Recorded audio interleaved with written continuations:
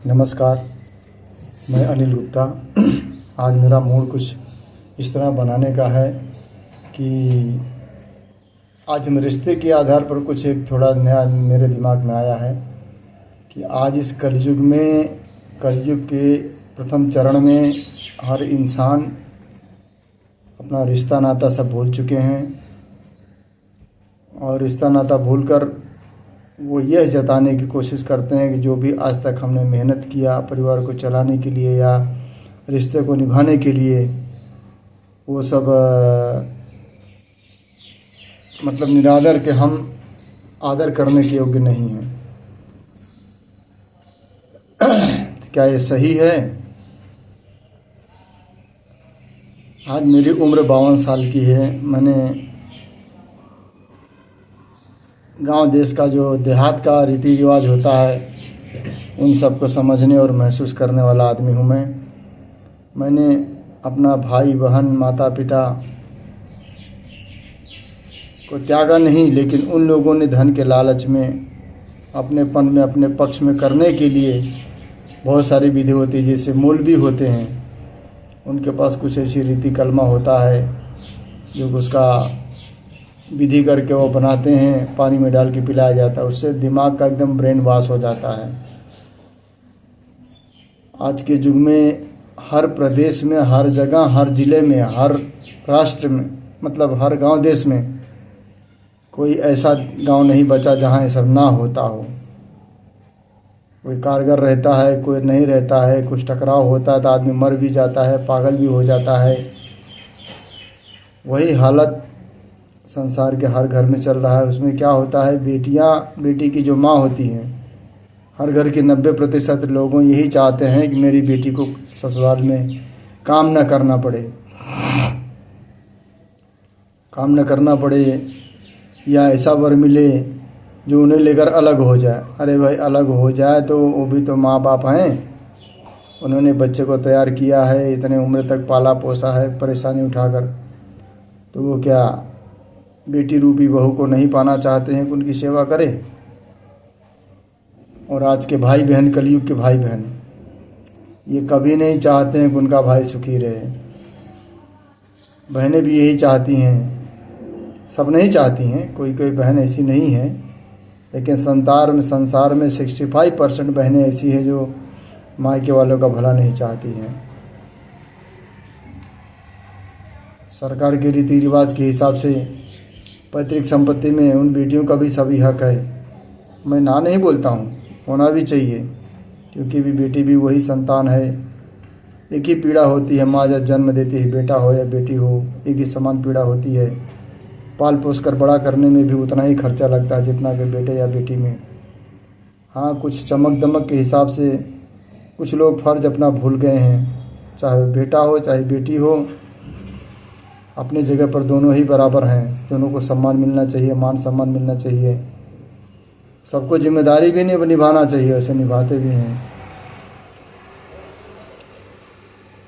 तो रिश्ते का आधार ये होना चाहिए जैसे पत्नी को शादी के समय 7 वचन निभाने होते हैं। कहीं भी जाए पत्नी, कुछ भी करने जाए, किसी के सहयोग करने जाए, बिना पति के आदेश के नहीं जाना चाहिए। लेकिन औरतें क्या समझती हैं, हम उनकी गुलाम थोड़ी हैं, हम क्यों जाए पूछकर, हमारा हक नहीं है हम कहीं जाएं घूमने या किसी के साथ 2 मिनट समय व्यतीत कर सकें?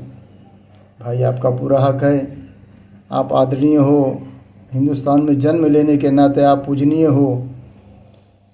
यहाँ तो पानी को भी पूजा जाता है, पत्थर को भी पूजा जाता है, लेकिन क्या आपका फ़र्ज़ नहीं बनता है कि जिसके नाम पर आप आई हो उस घर की रक्षा करो, सुरक्षा करो? अब आप उसकी आड़ में अपने मायके वालों को सपोर्ट करो हैं, और मायके वाले आपके पति को बेइज्जत करते रहें, धन लेकर बैठ जाए, ना दें, तो क्या ये सही है? भोगते सब हैं, जो गलत करेगा कोई नहीं बचता है। लेकिन कुछ हद तक अगर पति पत्नी का बराबर सहयोग मिलता है तो आदमी गलत कदम उठाने में डरता है। लेकिन अगर वहीं आपका सपोर्ट मिल गया तो मायके वाले के तो बल्ले बल्ले हो जाते हैं ना। उनको कुछ देना नहीं है, हराम का लूट लिए, बिना मेहनत का मिल गया उनको। तो दोनों पक्ष का ध्यान रखिए, दोनों परिवार आपका ही है। बेटी दूसरे घर जाती है, बहू से ज़्यादा बेटी अपने आप को समझे, तो घर वाले भी अपनी घर में पराई घर से आई हुई लड़की को बहू नहीं बेटी ही समझे। लेकिन दोनों घर की जिम्मेदारी, मान सम्मान, फ़ायदा नुकसान सब नए मेंबर के ऊपर होता है। पति का सम्मान किसी भी परिस्थिति में आप अनादर मत कीजिए उनका, नहीं तो आपका धर्म, आपका मेहनत सब व्यर्थ हो जाएगा। आप अपनी झूठी शान के पीछे मत रहिए, आप पति की सम्मान कीजिए। जैसे रामायण में रामचंद्र जी ने कहा है कि पिता कितना भी दुष्ट क्यों ना हो, कितना भी दुराचारी क्यों ना हो। ये जो रामानंद सागर जी ने अरुण गोविल का रामायण बनाया है, उनके मुँह से ही मैंने सुना था, पढ़ा नहीं हूँ शास्त्र में, कि पिता कितना भी दुराचारी हो, वो गलत लाइन हो, लेकिन पिता का सम्मान करना हर बेटे का फर्ज है। यथाशक्ति उनको समझाओ, लेकिन उनका अनादर मत करो, उनका तिरस्कार मत करो, उन्हें तकलीफ मत दो, अपनी तरफ से ना होने पर इसका ध्यान रखो। पिता की एक बेटे के लिए बहुत बड़ा फर्ज होता है, लेकिन आज के इस कलयुग में भागदौड़ में बेटे भूल गए हैं अपने पिता को। माँ का पक्ष लेना गलत नहीं होता है, लेकिन बेटा बाप जड़ होता है। जड़ सही रहेगा तो पत्तियाँ, फल भी आएंगे, पत्तियाँ भी सही रहेंगी, और वही वृक्ष छायादार बनते हैं। इस समझ लो, आप हो तो लड़की ब्याह कर लाते हो, तो वह कन्या यहाँ आने के बाद आपके घर के रीति रिवाज, पूजा पाठ की विधि, कुल खानदान की विधि, हर चीज़ का उसको नॉलेज नहीं है तो मानना चाहिए। अपने मायके का वो किसी प्रकार का कोई नियम अपना नहीं अपनाना चाहिए, क्योंकि उसमें उसका नुकसान होता है। आपके घर की शांति भंग हो जाएगी और कल को आप कहीं के नहीं रहेंगे। जैसे कहा होता है, धोबी का कुत्ता, न घर का न घाट का। और आदमी रिश्ते निभाते निभाते वही हालत होती है। हमारे उत्तर प्रदेश या बिहार में लोग इसीलिए परेशान हैं क्योंकि बड़े लड़के का जीवन 45 साल होते होते उसको लोग अलग कर देते हैं कि भैया तुम्हारा खर्चा बढ़ गया है, अब तुम अलग हो जाओ। अरे भाई, हमारे पास अब बचा ही क्या है? बच्चे सयाने हो गई, बिटिया सयानी हो गई, तब तक लोग अलग कर देते, इंसान बर्बाद हो जाता है। बहुत लोग अच्छा करते हैं जो किसी रिश्तेदार को नहीं रखते घर में, वो सही करते हैं, क्योंकि खाएंगे हमारा, अपना पैसा घर को भेजे या नहीं भेजे, उनकी आदतें भी गलत होती हैं। अपने सुख चैन के लिए वो अकेले रहते हैं, पैसा कमाते हैं, घर का ध्यान नहीं रखेंगे और सारा बोझा डाल देंगे सामने वाले के ऊपर कि हमको खाना नहीं मिलता था, टाइम पे रहने नहीं दिया, हमको रखा नहीं। अरे भाई, एक आदमी को हम क्यों पालें? उनका कपड़ा धोए हमारा परिवार, उनके देख रेख करे, और आखिरी में बदनामी ही मिलती है।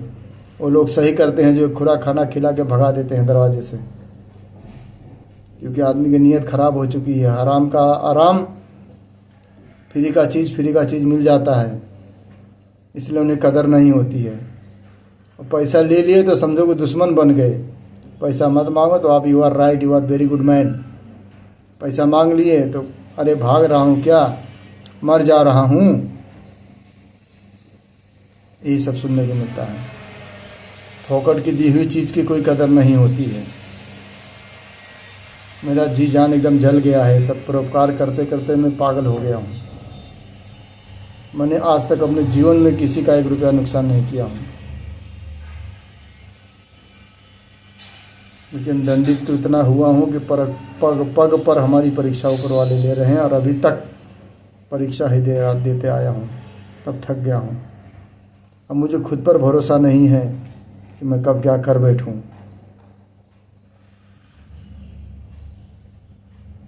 इसलिए मेरे दोस्तों, सचेत रहो, आंखें खोल कर रखो, सही विचार लो परिवार के बारे में।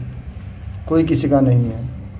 2 पैसा तुम्हारे पास रहेगा तो दुनिया पूछेगी, माता पिता भाई बहन, अथवा नहीं पूछेगी। मेरी वीडियो को ज़्यादा से ज़्यादा शेयर करो ताकि जीवन की वो परिभाषा लोग समझ सकें जो लोग करना नहीं चाहते हैं। मतलब कोई किसी को नुकसान नहीं चाहता है किसी भी चीज़ में, लेकिन लोग करने पर मजबूर करते हैं। अब मेरी समझ में आया है कि money is the more important for life, no any relationship. ज़्यादा अंग्रेजी नहीं आते हमें भैया, लेकिन क्या करी, धर्म करत करत एकदम शून्य हो चुका है हम। मतलब लोग इतना परेशान कर दिए हैं, जिए की छनाए कहा था।